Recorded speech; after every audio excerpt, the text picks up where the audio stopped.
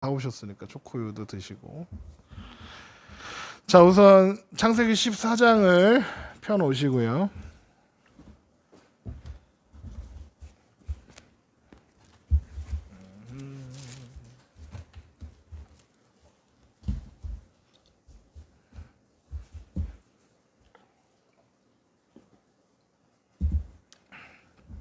우리 지난 시간에까지 확인한 게 뭐였냐면 아브라함이 롯과 헤어졌습니다. 그렇죠? 그리고 하나님은 그 롯과 헤어진 상태에서 두려움을 가지고 있는 아브라함에게 다시 한번 약속을 확인시켜 주셨죠. 그리고 이제 장면이 바뀌는데 그 당시 아브라함이 살고 있었던 고대 근동 지역의 어떤 정세에 대해서 이제 성경이 설명을 하면서 시작을 해요. 그러니까 바벨론이 생기기 전에 이제 그 고대 이렇게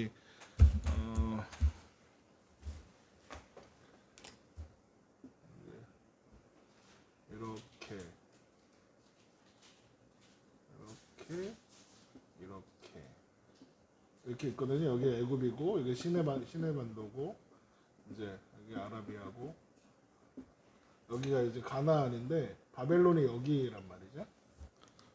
어딘지 대충 아시겠죠? 이게 지중해고요. 이게 이스라엘이고요. 대충 아시겠죠? 여기가 이제 바벨론, 아수르 이런 나라들이 있는 동네예요. 윗동네가. 그런데 여기에 이제 바벨론이 들어오기 전에 아수르가 이제 있기 전에 엘람이라는 나라가 이제 다스리고 있었는데 그때 엘람 왕 그돌라오멜이라는 왕은 영향력이 꽤 컸나 봐요. 그래서 가나안 지역까지 이 지역에 있는 소돔 고모라 이런 왕들까지 다 이렇게 속국으로 삼고 있었고 그래서 여기 이 가나안 지역의 왕들이 이제 그 그돌라오멜 왕에게 12년 동안 조공을 바쳤어요. 열심히 바친 거죠. 근데 13년째 되던 해에 소돔과 고모라 왕이 주도를 한 건지 어쨌든 주변 나라들 아드마, 스보임, 소알 이 5나라가 연합해서 그돌라오멜에게 반기를 듭니다. 그게 14장 1절이에요. 보세요. 당시 시날 왕 아므라벨과 엘라살라 왕 아리옥과 엘람 왕 그돌라오멜과 고임 왕 디달이 이렇게 이제 시날 왕, 엘라살 왕, 엘람 왕, 고임 왕 이렇게 4개국 나라 왕이 소돔 왕, 베라 왕, 고모라 왕, 비르사, 아드마 왕, 시납과 스모임 왕, 세메벨과 벨라 왕, 벨라 곧 소아랑과 싸우니라. 이렇게 돼 있죠. 이들이 다 시딤 골짜기 곧 지금의 여매에 모였더라. 이들이 12년 동안 그돌라오멜을 섬기다가 제 13년에 배반한지라. 그러니까 지금 무슨 얘기를 하고 있냐면 12년 동안 조공을 바치고 그돌라오멜을 섬기다가 제 13년에 배반을 했고 그래서 이제 그래도 여전히 그돌라오멜 왕의 말을 듣는 고임 왕, 엘라살 왕, 시날 왕과 연합하여 이 5개의 나라 소돔과 고모라, 아드마, 스보인, 소알 이 5나라를 공격하러 온 거예요. 그게 언제냐? 14년 되는 해. 그게 14장 5절이에요. 제 14년에 그돌라오멜과 그와 함께한 왕들이 나와서 아스드로 가르나임에서 르바 족속을 하면서 수스 족속을 사회 기리아다임에서 M 족속을 쳤죠. 그러니까 공격하기 시작한 거예요. 그러니까 전쟁이 시작된 거예요. 그러니까 그 전쟁 이야기가 5절부터 12절까지 있어요. 그 결과 어떻게 됐느냐? 소돔과 고모라, 아드마, 스보인, 소알 이 5나라가 집니다. 그래서 어떻게 하냐? 이 가나안의 5개국, 이 지역의 5개국의 왕들을 이제 왕들이 아니라 이 지역을 점령하고 그곳의 백성들 또 재물, 양식 이런 거를 다 빼앗아서 이제 돌아가는 거죠. 전쟁포로가 된 거예요. 그때 소돔에 살고 있었던 롯과 그의 가족들도 전쟁포로가 되어서 잡혀가게 되는 거죠. 그 소식을 이제 아브라함이 듣는 거예요. 그래서 이제 아브라함이 자신과 그리고 이제 집에서 기른 318명 그리고 자기 동네 친구들을 데리고 이제 엘람 왕 그돌라오멜을 추격해 가서 격파하고 이제 롯을 구출하게 해서 돌아오는 이야기. 그게 14장입니다. 구출해서 돌아왔더니 소돔 왕이 와서 뭐 이제 다 네 거 해라 뭐 이런 얘기 있고 멜기세덱이 나타나서 11조를 드렸더라. 이렇게 결론이 되는 겁니다. 14장은 이렇게 진행이 됩니다. 왕들의 전쟁이 있었다. 아브라함이 롯을 구출했다. 아브라함이 왕들을 만나는데 첫 번째 멜기세덱을 만나고 소돔 왕을 만났다. 이렇게 네 파트로 구성이 되어 있습니다. 1번부터 보면 왕들의 전쟁 14장 1절부터 12절인데 내 왕이 모인 동쪽 연맹은 엘람왕 그돌라오멜이 주의했는데 그돌라오멜은 12전과 서쪽 왕들에게 공물을 받았다. 이 엘람은 어느 나라냐? 셈의 아들 중에 한 명이었던 엘람이 고대 페르시아입니다. 오타죠. 지역에 있었던 나라로 알려져 있습니다. 14년째 되는 해에 공물을 바치기로 거부했고 그돌라오멜의 새 연맹국은 이제 시나르 왕 아므라벨과 엘라사나 아이야가 고이망과 디달이 이제 서쪽 왕들 소돔 왕 베라와 고로 왕 고모라 왕 비르사와 아드마 왕 시납과 스보임 왕 세메멜과 소알 왕이 이렇게 부딪히게 되는 거죠. 이게 서쪽 동쪽 그러는 게 이 나라가 이렇게 있었기 때문에요. 상대적으로 서쪽이고 가나안이 상대적으로 동쪽이어서 그런 거예요. 어쨌든 자 2번 14년째 되는 해에 그돌라오멜과 그의 동맹은 반역한 왕들을 공격하게 되는데 그 길목에 있는 족속들을 정리하면서 진격해 간 거예요. 14장 5절 보세요. 제14년에 그돌라오멜이 그와 함께한 왕들이 나와서 아스드로 가르나임에서 르바 족속 함에서 왜 이렇게 이름이 어려워.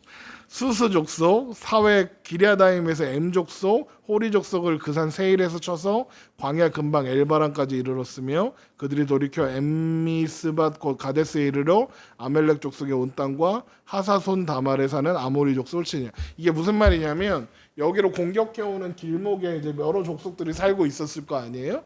그럼 걔네들은 누구 편이었겠어요?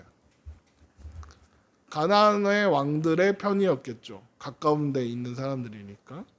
그런데 걔네들을 어떻게 합니까? 하나씩 정리해 가는 거예요. 그러니까 여기에서 그러면 얘네들을 물리쳤다는 얘기가 무슨 뜻이겠어요? 소돔과 고모라 연합군이 거기서 막으려고 했다는 거예요.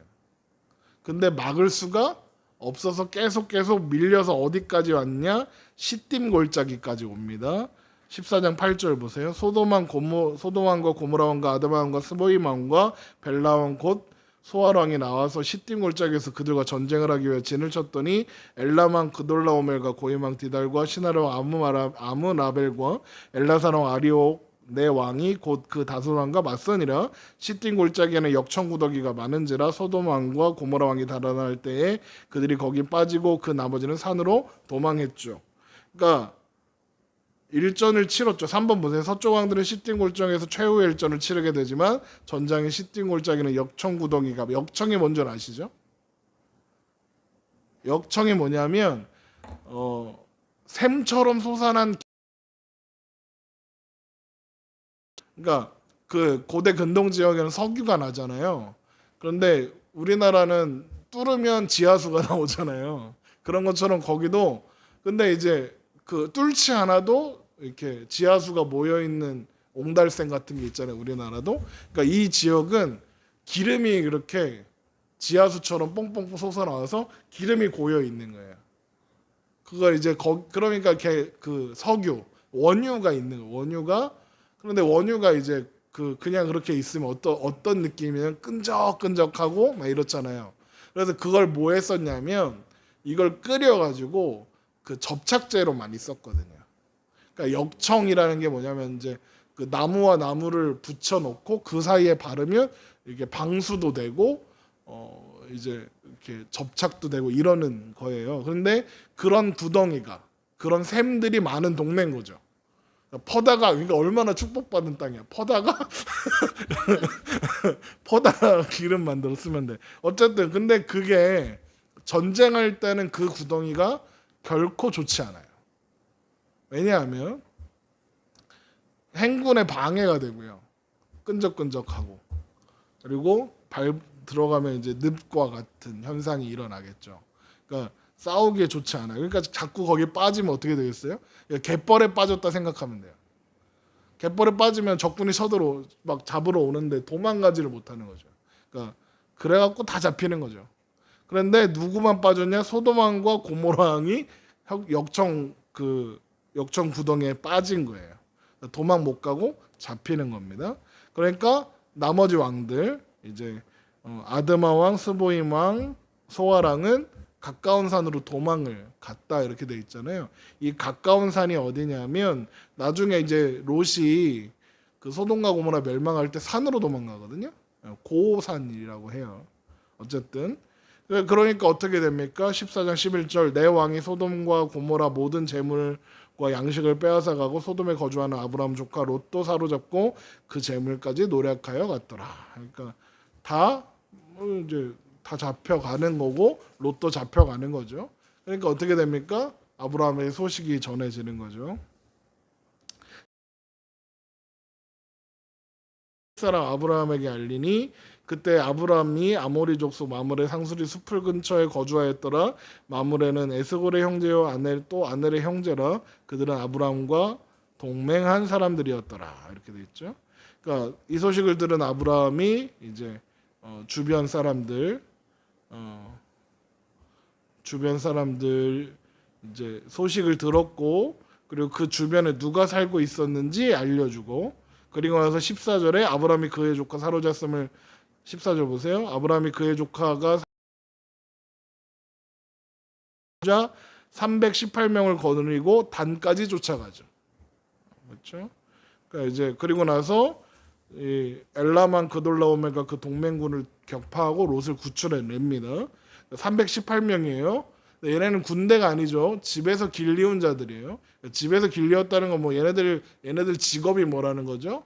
아브라함 직업이 뭐죠? 목자잖아요, 목자. 목축업이란 말이죠. 그러니까 목축업을 하는 집에서 길리운 아이들의 직업이 뭐겠어요? 목축업이죠. 목자들인 거예요. 물론 목자들도 전투력은 있어요. 왜요? 그 양을 지키기 위해서는 짐승들과 싸워야 하고 이런 게 있으니까 전투력은 있겠죠. 그런데 상대가 어떤 상대냐면 여기까지 오면서 그 동네 모든 족속들을 점령하면서 왔고 소돔과 고모라 이 나라를 다 격파한 적이에요. 그렇죠? 그러니까 이게 싸움이 됩니까? 안 되잖아요. 그러니까 어떤 느낌이냐? 독립군 318명하고 일본 군대 뭐 1개 사단 이런 느낌 몇 개 사단이 부딪히는 느낌인 거예요. 이게 물론 독립군이 잘 싸워서 이긴 전쟁도 많지만 이제 걔네들이 맘먹고 이렇게 하면 사실 게릴라전이나 이런 게 아니면 못 이긴단 말이에요. 그렇죠? 그러니까 이게 싸움이 되지 않는 싸움을 지금 싸고 있는 거죠. 자, 교재 1번 보세요. 2번에 1번. 아브라함이 롯을 구출하다. 2번.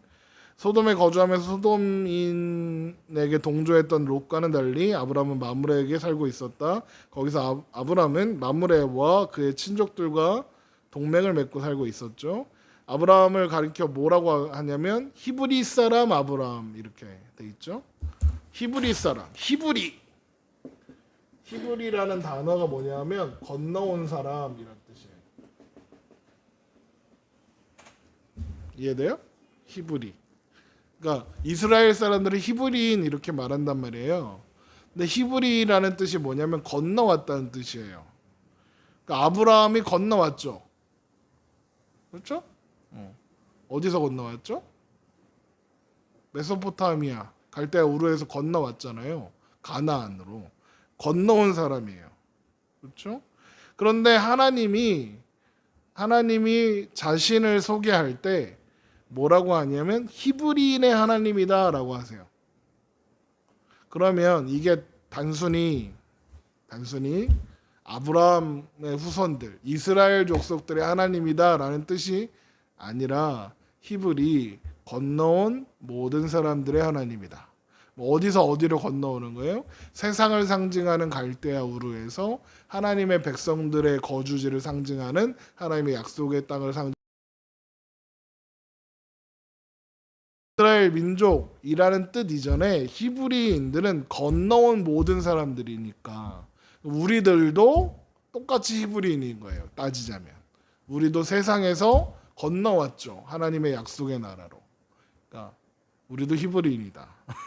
그래서 히브리인의 하나님, 우리 하나님이시다. 이런 뜻이에요. 자, 3번 롯이 포로가 되어 잡혀가고 있다는 소식을 들은 아브라함은 곧바로 집에서 길리고 훈련된 자 318명을 데리고 롯을 구하기 위해 출동했어요. 보세요. 아브라함이 이게 되는 싸움이라고 생각했을까요? 안 했을까요? 아마 되는 싸움은 아니라는 걸 알았을 거예요. 아브라함이 바보는 아니잖아요. 그런데도 고민 없이 롯을 구하러 가요. 왜요? 가야 되니까? 왜 그럴까요? 보세요. 지금 아브라함과 롯은 상관없는 사람이에요. 그렇죠? 지난 시간에 헤어졌잖아요. 헤어졌으면 땡이지. 그렇죠? 각자 알아서 하는 거지 뭐. 그렇게 하기로 헤어진 거잖아요. 그런데 아브라함은 롯을 구하겠다고 가는 거예요. 왜 그럴까요? 롯이 소중해서 그런 거죠. 아브라함한테. 자, 아브라함이 롯에게 무슨 기대를 걸고 있었다고 했죠? 아브라함, 이게 너무 오래전이라 기억이 안 나실 수 있어요. 아브라함은 자식이 없잖아요. 그렇죠? 롯은 부모가 없고요. 그렇죠? 아브라함은 롯에게 무엇을 기대했냐면 후계자로 기대했다고요. 왜냐면 나는 자식이 없고 나는 점점 늙어가고 롯은 있으니까. 게다가 자수성가해서 잘 살고 있잖아. 그러니까 얘에 대한 기대가 아직도 있는 거예요. 헤어졌지만. 그렇죠? 그러니까 얘가 죽으면 어떻게 돼요? 후계자가 없어지는 거잖아요. 그러니까 구해 와야 되는 거예요. 그러니까 지금 아브라함도 아직 뭘 모르고 있는 거예요. 이게 요 이야기를 잘 기억해 두세요. 그래서 15장으로 연결이 되는 거니까. 이해되세요? 자, 4번 아브라함의 계획은 자기 사람들을 나누어 밤중에 조용히 동쪽 왕들을 기습하는 것이었다. 14장 15절 보세요. 그와 그의 가신들이 나뉘어 밤에 그들을 쳐부수고 다메섹 왼쪽 호박까지 쫓아가 모든 빼앗겼던 재물과 자기 조카 롯과 그의 재물과 또 부녀와 친척을 다 찾아왔어요. 그돌라오면은 다메섹 넘어 호박까지 도주했고 아브라함은 다 찾아왔죠. 이게 보면 일단은 밤에 몰래 쳐들어갔죠. 야간 기습이라고 해요. 이게 군대 전략 중에서도 아주 중요한 전략입니다. 그런데 여기 보면 아브라함의 군대가 어떻게 싸웠다는 얘기는 없어요. 그냥 기습했다, 밤에 쳐들어갔다 이게. 그러니까 이게 왜 싸운 이야기가 구체적으로 기록되어 있지 않냐? 그 얘네들이 어떻게 싸웠는지는 안 중요하다는 거예요. 왜냐? 아브라함이 잘 싸워서 이긴 게 아니라는 거죠. 아브라함이 이겼다는 게 중요한 거죠. 아브라함이 어떻게 이겼냐? 왜 이길 수 있었느냐? 하나님이 이기게 하셨으니까요. 창세기 12장 3절 보세요. 창세기 12장 3절. 아브라함은 이길 수밖에 없어요. 창세기 22장 3절 너를 축복하는 자에게 내가 복을 내리고 너를 저주하는 자에게는 내가 저주하리니 땅의 모든 족속이 너로 말미암아 복을 얻을 것이라. 보세요. 아브라함과 롯이 비록 헤어지긴 했죠. 그렇죠?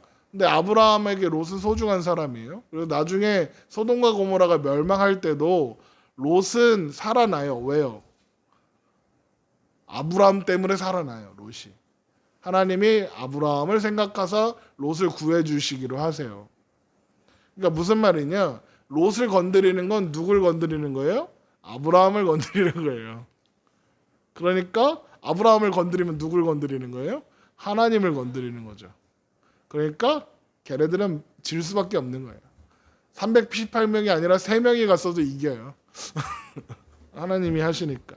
그러니까 롯을 구하러 나설 때야 일단 구해 와야 한다는 생각으로 막 그렇게 했겠지만, 자 롯을 구했죠. 5나라 연합군을 물리쳤죠. 막 다 하고 이렇게 돌아오다 보면 실감이 나기 시작할 거예요. 자기가 무슨 짓을 했는지. 그렇잖아요. 그러니까 생각해 보세요. 이건 도저히 안 될 일인데 약간 미쳐갖고 할 때 있잖아요. 해놓고 보면 내가 무슨 짓을 했는지 실감될 때 있잖아요. 예를 들면 뭐 제정신이 아닌데 어떻게 하다 보니까 번지 점프를 했어요. 내려와서 위에를 보니까 내가 무슨 짓을 했는지 알겠는 거죠. 그러니까 그런 거죠. 이게 될 일이 아닌데 된 거구나라는 걸 아브라함은 알았을 거예요. 그렇죠? 그러면서 무슨 생각을 했을까요? 하나님이 복을 주셨구나. 그러니까 보세요. 아브라함은 지금 승리한 게 하나님이 주신 복이다라고 생각했을 거예요. 그렇죠? 자, 그런데 하나님이 멜기세덱을 만나게 하세요. 자, 일단 보세요. 14장 17절. 아브라함이 그돌라오멜과 함께 한 왕들을 쳐부수고 돌아올 때 소돔 왕이 사회 골짜기 곧 왕의 글조르기로 나와 그를 영접하였죠. 소돔 왕이 먼저 와서 이제 아브라함을 영접합니다. 사회 골짜기는 무슨 골짜기냐면 이게 뭐라고 해야 되냐면 사회라는 동네가 있는 게 아니라요. 넓은 골짜기 이런 뜻이에요. 그러니까 뭐냐면 여기에 이제 여러 산이 이렇게 막 있으면 보세요. 산이 막 있으면 골짜기들이 막 있잖아요. 이 골짜기들이 모여서 평지가 되는 데가 있어요. 그게 사회 골짜기인데. 사회 골짜기. 그러니까 그게 왕의 골짜기예요. 사회 골짜기, 왕의 골짜기 같은 곳입니다. 그러니까 평지인데 좀 넓은데 좀 작지만 이렇게 해서 어쨌든 여기가 나중에 이제 압살롬이 그 자기 기념비 세우는 곳이에요. 여기가 왕의 골짜기라고 해서 거기에 압살롬이 기념비 세우고 그러니까 이게 다 가나안이 넓지 않잖아요. 그러니까 이 왕의 골짜기가 어디 있는 거냐면 예루살렘 바로 밑에 있어요. 거기에 흰놈 골짜기, 기드론 골짜기에서 여러 골짜기들이 모이는 거기가 왕의 골짜기고 거기 왕의 무덤들이 있어요. 어쨌든 그때 이제 소돔 왕이 와서 이제 그 아브라함을 영접하는데 멜기세덱이 나타납니다. 14장 18절입니다. 살렘 왕 멜기세덱이 떡과 포도주를 가지고 나왔으니 그는 지극히 높으신 하나님의 제사장이었더라. 멜기세덱이 갑자기 나타나는데 그에 대한 힌트가 뭐냐면 그는 살렘 왕이었다.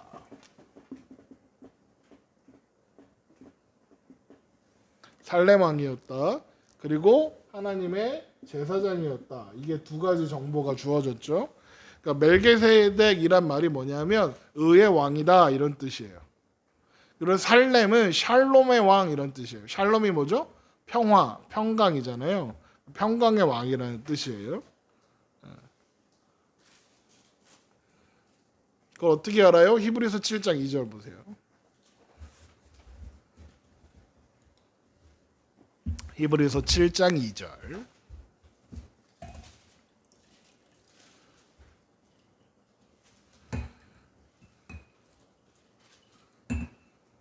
히브리서 7장 2절 보면 아브라함이 모든 것의 10분의 1을 그에게 나누어지니라 그 이름을 해석하면 먼저는 의의 왕이요. 이게 멜기세덱이에요. 그 다음은 살렘 왕이니 평강의 왕이요. 성경에 다 해석이 나와 있죠. 자, 그런데 이 사람은 어떤 사람이냐? 히브리서 6장 19절 보세요.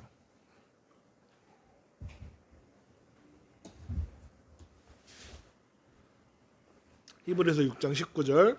우리가 이 소망을 가지고 있는 것은 영혼의 닷 같아서 튼튼하고 견고하여 휘장 안에 들어가나니 그리로 앞서가신 예수께서 멜기세덱의 반차를 따라 영원히 대제사장이 되어 우리를 위하여 들어가셨느니라.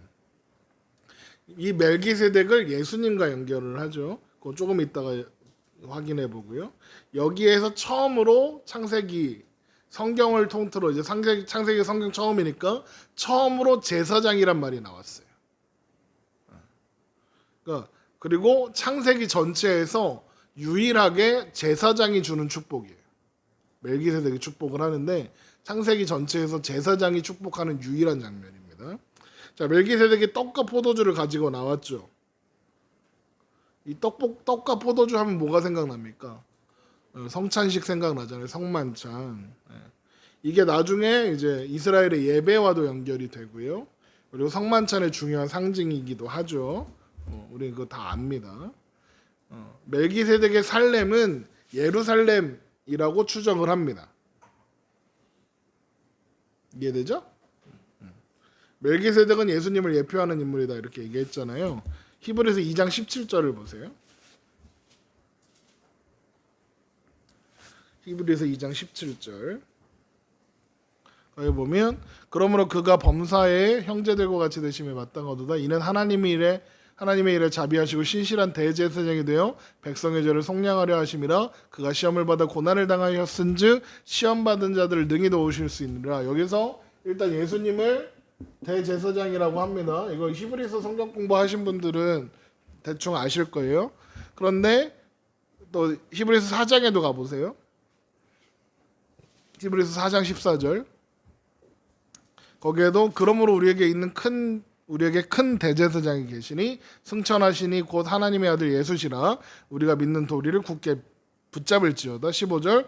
우리에게 있는 대제사장은 우리의 연약함을 동정하지 못하시리가 아니요 모든 일에 우리와 똑같이 시험을 받으시노되 죄는 없으시로다. 그러므로 우리는 긍휼하심을 받고 때를 따라 돕는 은혜를 얻기 위하여 은혜의 보좌 앞에 담대히 나아간다. 그러니까 우리가 하나님 앞에 나아갈 수 있는 이유가 뭐냐? 대제사장 되신 예수님께서 성전 앞에 계시기 때문이다라고 이야기하는 거죠.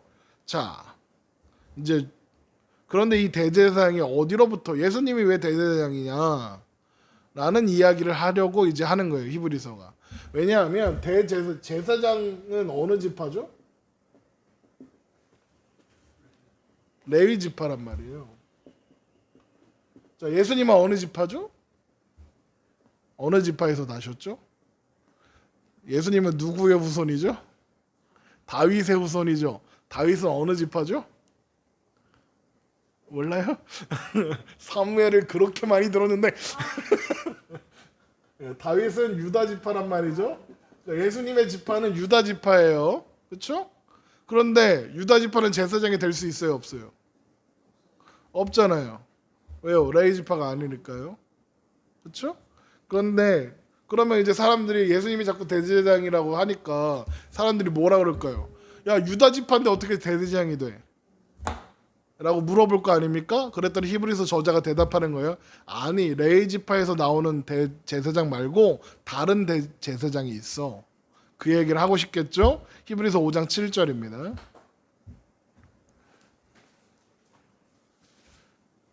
히브리서 5장 7절. 그는 육체에 계실 때 자기를 죽음에서 능히 구원하실 이에게 심한 통곡과 눈물로 간구와 소원을 올렸고 그의 경건하심으로 말미암아 들으심을 얻었느니라. 그가 아들이시면서도 받으신 고난으로 순종함을 배워서 온전하게 되셨은즉 자기에게 순종하는 모든 자에게 영원한 구원의 근원이 되시고, 여기 이제 나오는 거죠. 하나님께 멜기세덱의 반차를 따른 대제사장이라 칭하심을 받으셨느니라. 그러니까 무슨 말이냐? 예수님은 유다 지파지만 제사장의 계보가 레위로부터 오는 게 아니라 멜기세덱으로부터 오는 거야. 이거 반차가 뭐냐면 계보, 계열 이런 뜻이란 말이죠. 우리 구원론 성경 공부할 때도 한번 다룬 적이 있었어요. 구원론 1단계에서. 그러니까 예수님은 멜기세덱의 계보를 따르는 분이야라고 하시는 거죠.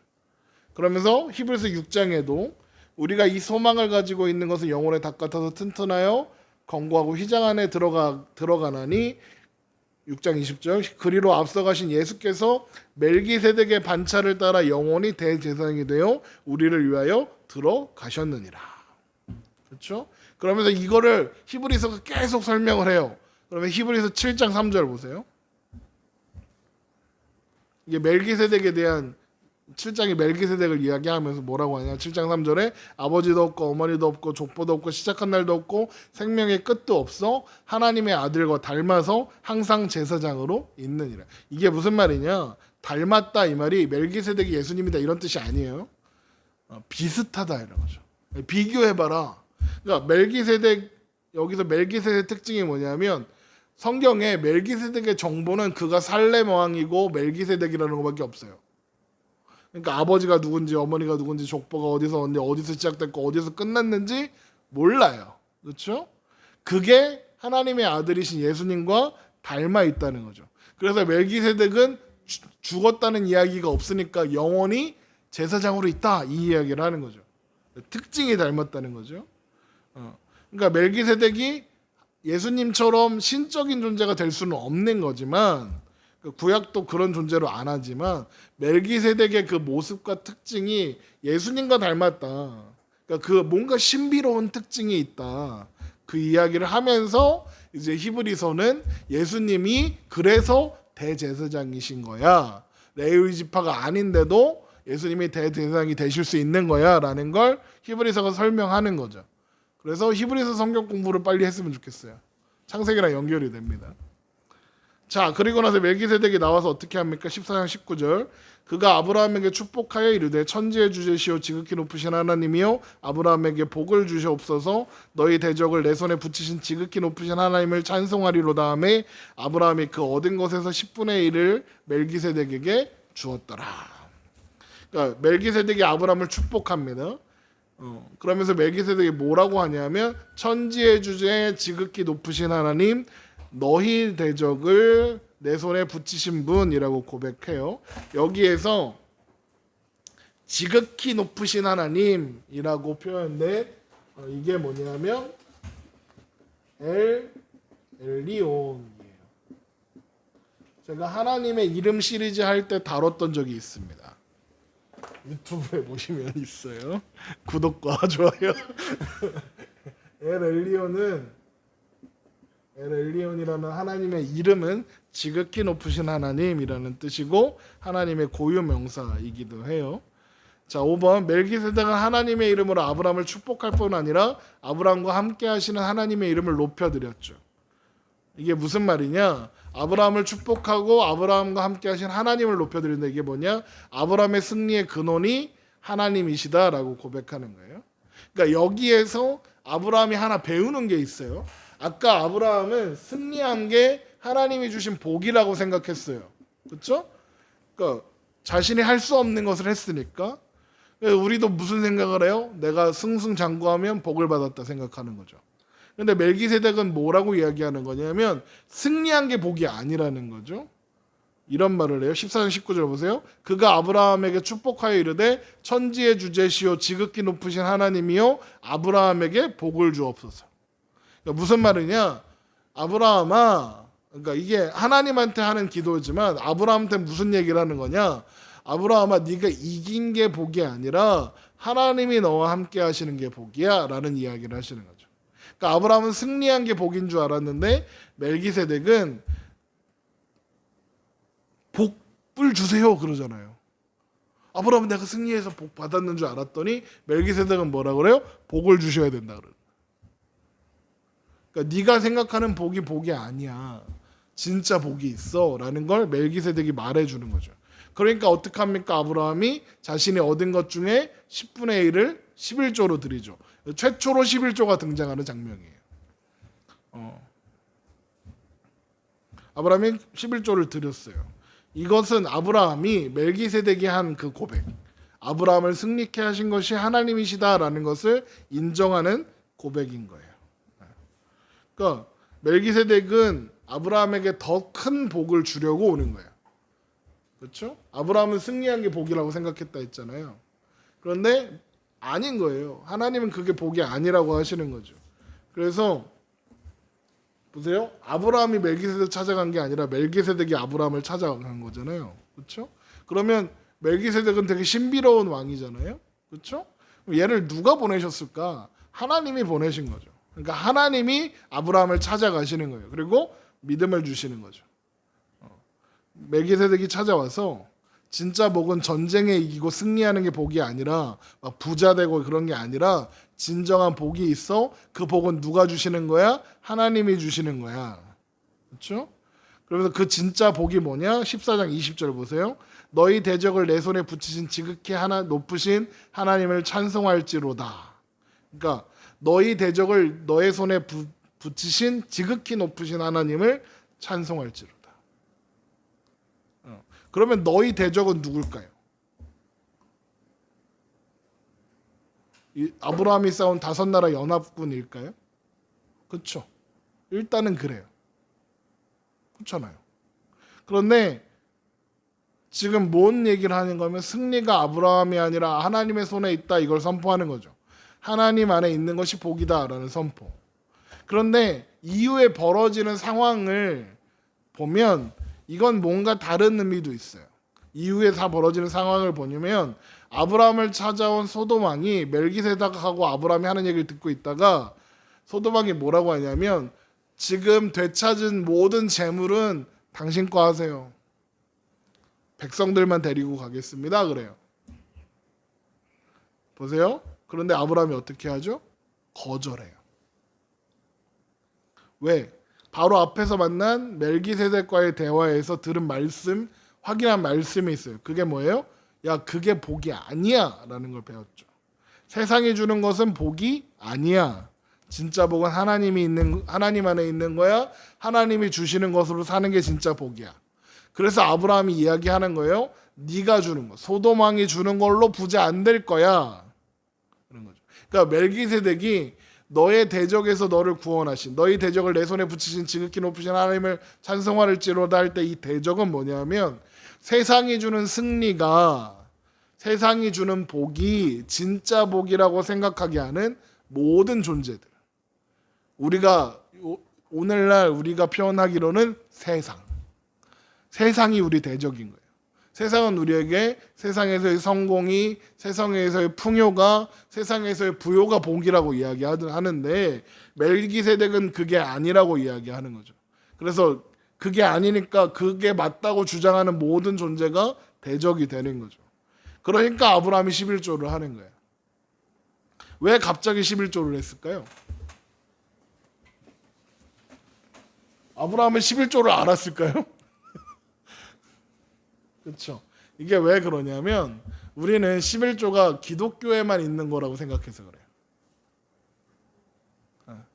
왠지 기독교에만 있을 것 같잖아요. 그 고대 근동에 이방신을 섬기는 사람들에도 그런 종교 행위가 있었던 거예요. 아브라함은 그걸 본 거예요. 뭘 봤냐? 11조를 드려요. 11조 왜 했을까요? 그 사람들은, 이방신들을 섬기는 사람들은. 그렇죠. 더 큰 뇌물, 더 큰 재물을 얻게 해주세요라는 의미가 하나 있고, 하나는 10분의 1을 주면서 뭘 해달라는 걸까요? 나머지 10분의 9를 지켜달라는 거예요. 그러니까 이게 그들의 종교 행위였던 거예요. 그런데 아브라함은 멜기세덱한테 뭘 배웠어요? 너희 대적을 내 손에 붙이신 지극히 높으신 하나님을 찬송하라. 세상이 만드는 건 진짜 복이 아니라 하나님 안에 있는 게 진짜 복이다. 하나님이 주신 약속이 진짜 복이다. 이걸 확인하고 11조를 드려요. 그러니까 그럼 아브라함이 드리는 11조의 의미가 뭐예요? 나에게 있는 큰 복, 영원한 약속, 그 복을 알게 해주신 것이 감사합니다. 실로 그러합니다. 라는 고백으로서 11조를 드리는 거예요. 그러니까 멜기세덱의 고백을 인정한다는 거예요. 이해되죠? 그러니까 이방신들이 섬기는 종교 행위로서의 11조의 의미와 아브라함이 드리는 11조의 의미는 전혀 다른 거죠. 그러니까 11조의 비밀을 안 록펠러 뭐 이런 책도 있어요. 그리고 우리가 보통 어려서부터 들어온 메시지의 내용은 뭐냐면 하나님이 11조를 하시면 복에 복을 더해서 뭐 이렇게 뭐 10배, 20배, 100배, 30배, 60배, 90, 100배인가 아무튼 복을 얻게 하신다. 뭐 11조 해봐라 망하나 뭐 이제 이런 설교를 많이 들었잖아요. 그러니까 그러면서 우리가 우리의 마음속에 11조가 어떻게 자리 잡냐면 뭔가 보증금 같고 뭔가 투자 같고 이런 마음으로 하는 거죠. 그런데 11조의 진짜 고백은 뭐냐? 세상의 복이 아니라 더 큰 복이 있는데 그 복의 내용이 뭐냐? 하나님이 주시는 복입니다. 하나님 안에 있는 것이 복입니다. 모든 것이 하나님의 은혜 안에 있습니다. 이 세상이 전부가 아닙니다. 라는 것을 아는 자의 고백이 11조인 거예요. 그러니까 우리가 11조를 드린다 라는 그 행동에는 무슨 고백이 따라가는 거냐 하면 나는 세상의 것으로 살지 않습니다 라는 고백이 따라가는 거죠. 제가 존경하는 박영선 목사님이 이미 심지어 이런 말을 했어요. 뭐라고 했냐? 다니는 교회에 11조 하는 게 그렇게 마음에 안 들면, 의심이 되면, 물론 그런 교회는 안 다니는 게 제일이지만, 그런데 그런 마음이 드는데 그 교회를 다녀야 되면 차라리 태워버려라. 그 돈을 태워버리든지 아니면 가난한 사람을 주든지 하라는 거예요. 왜 이런 얘기를 하셨냐? 그 돈이 돈을 누구한테 주고가 중요한 게 아니라 11조를 떼어서 드리는 그 안에 있는 신앙 고백이 중요한 게지, 그 돈을 줘야 교회가 되고 목사가 되고 하는 게 아니니까, 정 11조 하기 싫으면 그 고백을 기억하며 11조를 태워버려라. 이렇게까지 얘기를 하시더라고요. 근데 그 얘기를 듣는데 그런 것 같은 거예요. 그러니까 고백이 중요한 게 아니라, 우리는 자꾸 그 드리는 행위 자체를 뭔가 의미가 있다고 생각해요. 근데 그게 아니라 그 안에 있는 의미가 중요하다는 거예요. 그렇죠? 그러니까 11조를 할까 말까 고민이 된다. 그러면 11조 안 해도 돼요. 안 해도 되는데, 그럼 그 고백은 해야 될 거 아니야. 그럼 어떻게? 태우라고. 그 태우는 거 좀 아깝다. 그럼 어떻게 하면 될까요? 이웃 돕기 해요. 교회는 내가 못 믿겠어. 아니면 내가 저 목사 돈 많이 주는 것 같아. 막 이런 생각이 들면, 목사가 다 먹는 것 같아. 막 이런 생각이 들면 11조 차라리 하지 말고 NGO 단체나 이런 데다가 보내라는 거예요. 고백이 중요한 거지 그 돈이 중요한 게 아니라는 거죠. 아무튼 11조 하는 이유가 무엇인지, 이게 그래서 말라기의 11조를 요구하시는 장면과도 연결이 돼요. 그건 나중에 이제 말라기 언젠가 설교할 때 하고요. 자, 그리고 나서 소돔왕을 만나게 됩니다. 14장 21절 보세요. 소돔왕이 아브라함에게 이르되 사람은 내게로 보내고 물품은 네가 가지라. 보세요. 이게요, 세상의 이치예요. 제가 이렇게 써놨죠. 이것은 아브라함이 받아야 할 정당한 보상이기 때문이다. 이게 세상의 이치예요. 되게 상식적이잖아요. 네가 있었으니까, 네가 되찾아온 거니까 네 거 해라. 이게 세상에서 우리한테 어떻게 적용이 되냐면, 네가 열심히 공부해서, 그래서 네가 좋은 직장 가서 네가 밤낮 일해서 네가 번 돈이니까 네 거지. 그러니까 네가 다 써도 돼. 이게 너의 자격이야. 이건 네 거지. 네가 받아야 할 정당한 보상이야. 라고 세상은 이야기해요. 그런데 아브라함이 지금 누굴 만났어요? 멜기세덱을 만나서 그게 아니라는 거 알았어요. 그랬더니 아브라함은 거부하는 거예요. 14장 22절 보세요. 아브라함이 소돔 왕에게 이르되 천지의 주제이시오 지극히 높으신 하나님 여호와께. 보세요. 지금 아브라함이 멜기세덱이 했던 고백을 그대로 하죠. 그렇죠? 내가 손을 들어 맹세하노니 네 말이 내가 아브라함으로 치부하게 하였다 할까 하여 너에게 속한 것은 실 한 오락이나 들매끈 한 가닥도 내가 가지지 아니하리라. 이게 뭐예요? 어떤 방식으로든 이방의 왕에게 도움을 받아 부자가 됐다라고는 하고 싶지 않은 거예요.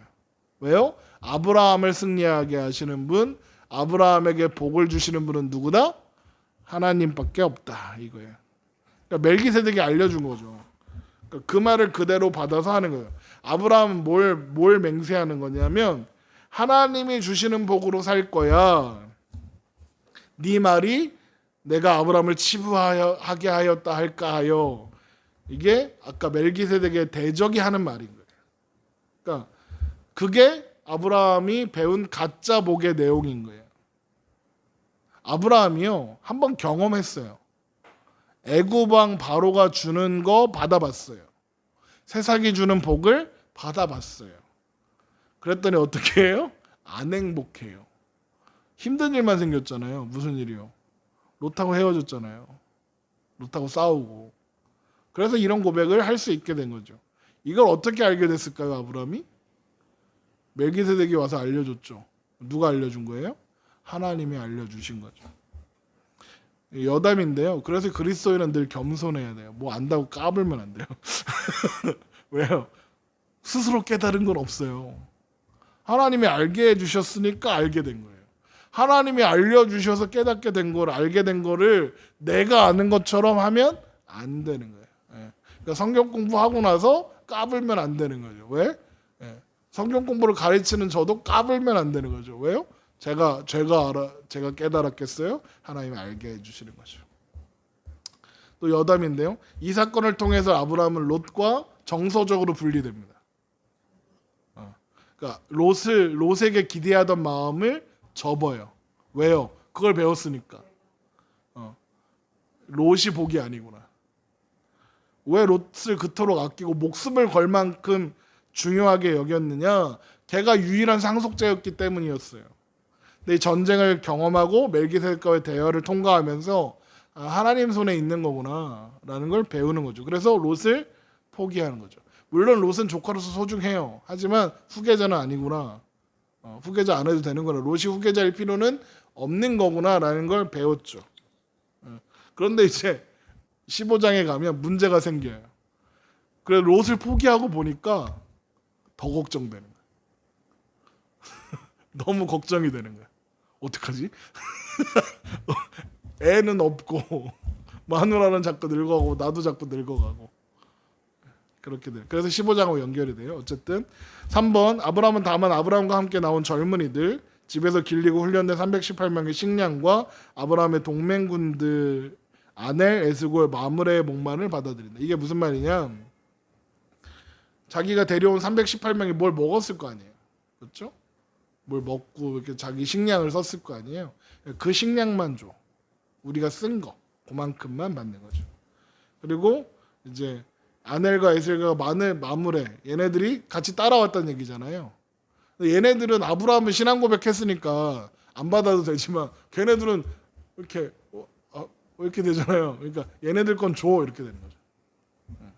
걔네들은 하나님 사람이 아니니까 그렇게 되는 거고.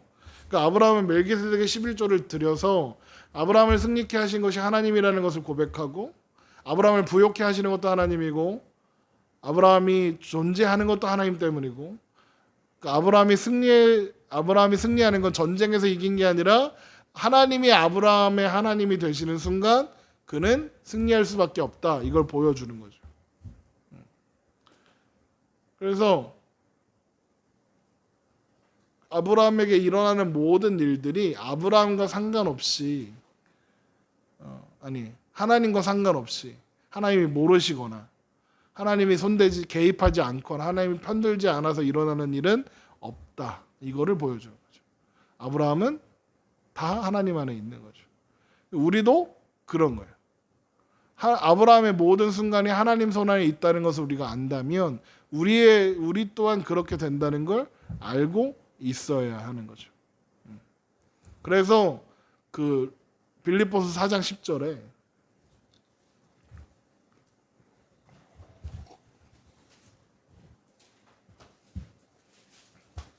빌립보서 4장 10절에 보면 제가 좋아하는 말씀이죠. 내가 주 안에서 크게 기뻐하면 너희가 나를 생각하던 것이 이제 다시 싹이 나미니 너희가 또한 이를 위하여 생각은 하였으며 기회가 없었느니라. 내가 궁핍함으로 말하는 것이 아니니라. 어떠한 형편에든 나는 자족하기를 배웠노니 나는 비천에 처할 줄도 하고 풍부에 처할 줄도 알아. 모든 일 곧 배부름과 배고픔과 풍부와 궁핍에도 처할 줄 아는 일체의 비결을 배웠노라. 내게 능력 주시는 자 안에서 내가 모든 것을 할 수 있느니라. 우리는 4장 13절만 안다고 내가 늘 말씀드리죠. 그 앞에 있는 거죠. 그러니까 지금 이게 사도 바울이 로마 감옥에 있는데 빌립보 감옥에 갇혀 있는데 빌립보 교회에서 면회를 온 거예요. 면회를 와서 우리가 옥바라지를 할 테니 걱정 마십시오. 이제 이렇게 하는 거죠. 그랬더니 칭찬하는 거예요. 고맙다. 그런데 이제 무슨 얘기를 하는 거냐? 그런데 내가 감옥에 있어서 궁핍해갖고 너희들이 나를 도와주러 오는 게 고마운 게 아니다. 너희가 사랑을 실천하기 때문에 고마운 거다 라고 이야기를 하면서 뭐라고 하냐면 나는 궁핍한 것이 손해보는 것도 아니고 지는 것도 아니고 망하는 것도 아니고 풍부한 것이 나한테 복이 되는 것도 아니다 이야기하는 거예요. 왜요? 내게 능력 주시는 자 안에서 내가 모든 것을 할 수 있으니까. 나는 예수 안에 있고 나는 하나님 안에 삶의 기준, 나의 삶의 질서, 나의 삶의 원리는 다 예수 안에 있어. 그러니까 세상의 가치와 세상의 기준이 바울이 하는 일에 도움이 되거나 혹은 방해가 되지 않는다 이야기하는 거죠. 그러니까 하나님의 자녀로서 하나님을 믿고 하나님을 아버지라 부르고 있죠 우리가. 그러면 우리도 똑같은 고백을 하는 거죠. 세상은 도움을 줄 수도 없고 방해를 할 수 없어요. 다만 좀 불편할 수는 있어요. 돈 없으면 불편하잖아요. 돈 없으면 좀 배고플 수 있죠. 그런데 그것 때문에 우리가 망하지 않아요. 내게 능력 주시는 자 안에서 내가 모든 것을 할 수 있으니까요. 그러니까 어떠한 상황, 어떠한 형편이든지 예수 안에 있는 자들은 승린다 이거예요. 이게 그래서 로마서 8장에 가면 모든 것이 합력하여 선을 이루니라. 하나님께 부르심을 받은 자들 이게 되는 거죠. 그러니까 무슨 말이냐? 하나님은 하나님의 사람들, 아브라함을 하나님이 방치하시거나 또 실패하게 하시거나 하지 않으시는 것처럼 하나님은 하나님의 성도들을, 하나님의 사람들을 방치해 두거나 버려두지 않으시고 또 그 실수해 갖고 실패하게 하지는 않으신다는 거예요. 그래서 우리는 하나님을 아버지라 부를 수 있는 거죠. 그래서 우리는 하나님 앞에 나아가는 거예요. 그러니까 우리는 아브라함인 거예요. 그래서 우리는 성경에서 뭘 봐야 되냐면 얘도 나고 쟤도 나고 얘도 나고 다 나네. 그러니까 우리가 어떻게 뭘 해서 그 사람이 된다는 게 중요한 게 아니라 그 사람처럼 된다는 얘기를 하는 게 아니라 아브라함이 겪었던 그 신앙의 여정을 우리도 겪는 거고 뭐 또 누구야 뭐 이삭이 겪는 여정을 우리가 겪는 거고 야곱이 겪는 여정을 우리가 겪는 거고 욥이 겪는 여정. 지난주에 제가 요나 설교하면서 요건 나다 이렇게 설교했는데 요나의 모습 속에서도 우리가 있는 거예요. 그래서 어떻게 보면 성경을 통해서 우리가 그걸 배우는 게 아닌가라는 생각을 하게 됩니다. 지금 아브라함이 이 이제 14장을 정리하면 이런 거예요. 아브라함은 승리했지만 승리한 게 복이 아니라 하나님 안에 있는 것이 아브라함의 큰 복이다. 자, 그러면 아브라함이 믿음 좋게 잘 먹고 잘 살았더라 이러면 참 좋잖아요. 근데 15장 가보세요. 15장 1절에서 뭐라고 시작하냐면 이후에 여호와의 말씀이 환상 중에 아브라함에게 이르시되 아브라함아 두려워하지 말라. 나는 내 방패요 너의 지극히 큰 상급이니라 이런 거죠. 보세요. 롯도 정리했죠. 믿음의 고백도 했죠. 엄청난 승리도 했죠. 하나님이 하나님과 함께하는 것 자체가 복이라는 걸 알았죠. 그렇죠? 그만하면 대단한 믿음이잖아요. 근데 하나님이 아브라함한테 뭐라고 해요? 두려워하지 말라 그래요. 무슨 말이죠? 아브라함이 뭔가를 두려워하고 있는 거죠. 뭐가 두려울까요? 뭐가 두려울까요? 애가 없어요. 애가 없어서 두려워해요. 보세요. 그 15장 2절 보세요. 아브라함이 이르되 주 여호와여 무엇을 내게 주시려 하나이까? 보세요. 하나님이 주실 수 있다는 건 믿게 됐어요. 그렇죠? 그런데 나는 자식이 없사오니 자식이 없어요. 그래서 두려운 거죠. 나의 상속자는 이 다메섹 사람 엘리에셀이 누구냐면 집에서 키운 수석 종인 거죠. 수석 노예. 아브라함이 또 이르되 주께서 내게 씨를 주지 아니하였으며 내 집에서 길린 자가 내 상속자가 될 것이냐. 그러니까 롯은 포기했는데 그리고 나서 보니까 자식은 없어. 하나님이 자식을 안 주셔. 어떡하지? 롯을 포기하니까 이제 당황스러운 거예요. 롯 없으면 어떡하지? 나는 늙어가고 자식은 없는데. 그러니까 그럼 쟤인가? 이렇게 되는 거죠. 그러니까 아브라함이 뭐가 있냐?